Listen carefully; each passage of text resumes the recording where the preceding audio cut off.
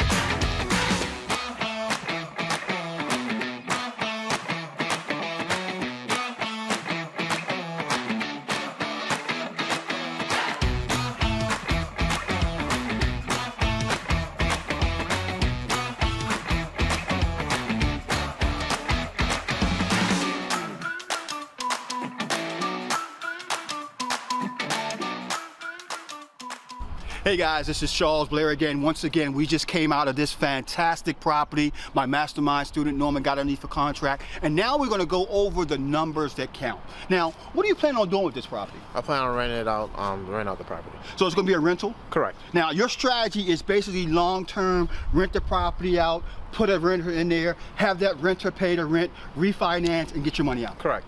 So what he's going to do with this property, like we just mentioned, he's going to fix it up, rent it out as a renter. What's the rent roll look like? The rent roll in this area could be anywhere from $1,300 to $1,700, depending on what the property looks like. And that's going subsidized housing? That's going subsidized housing. So correct. we're talking about a rent spread of $1,300 to $1,700. Let's go over the numbers on this property. What's the acquisition cost? $77,000. So you got it at $77,000. Correct. And how much repair costs? Around a little under $50,000. So we're gonna need for a little under $50,000. So you got $77,000 on acquisition and $50,000 on fix-up. What's the actual after repair value on this? That's anywhere from $170 to $180, $180K. So I know this area very well. So we're easily looking at around $175 to $180. So it's not much of a spread when it comes to equity. But remember, as a buy and hold investor, equity is icing on the cake. The key here is getting in, getting this property rented, and refinancing and pulling your cash out. So you're getting a loan to buy it? Correct. So that means you're pretty much coming in with very little money. Yes, very little money. So you're using the loan to buy it, correct, and you're going to put the money in for the rehab, or that's also covered in the That's loan? That's all covered in the loan. So everything is covered in the loan, and then you're going to refinance out to get in a fixed or lower rate? Correct.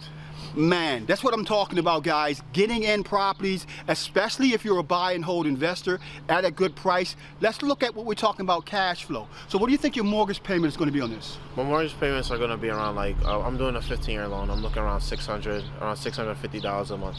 So think about what he just said. He's going to do a 15-year mortgage on this deal. That means that in 15 years, this property will be free and clear because the tenant would have paid off the mortgage based on the actual payment. And that's at $600 and what? $650. $650 a month on a, what, $1,500 rent? On average, yeah, $1,500. So you're looking at positive cash flow of somewhere around $650 a month? Correct, yes. And that's after all expenses, taxes, insurance, everything. He's going to put $650 plus a month in his pocket. That's positive cash flow, and that's what I call being a transactional engineer. This is Charles Blair, the Mad Scientist, once again with Mastermind Student Extraordinaire, Norman Sharif. and we'll see you in the next video. Bye-bye. Bye.